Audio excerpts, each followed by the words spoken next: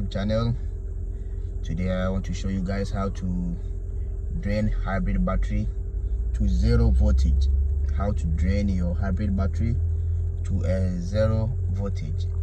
So now you start the car. See the ready there. Here you come here, you put your gear lever to neutral. So neutral. See now on neutral. You see now here hybrid battery low. Yeah, it's now discharging. Now discharging, and you can see from the meter. You see block 4 is 13, which is a weak cell. That cell is very weak. That's the weak cell among them, which is block 4 is the weak cell among the 17 blocks. The 17 blocks.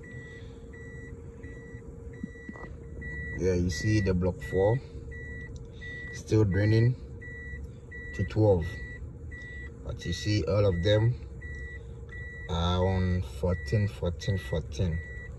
Only the block 4 is reading 12 down. Which is that particular cell 12. 4. See, is the 1, 2, 3, 4, 5, 6, 7, 8, 9, 10, 11, 12, 13, 14, 15, 16, 17. So 1, 2, 3, 4.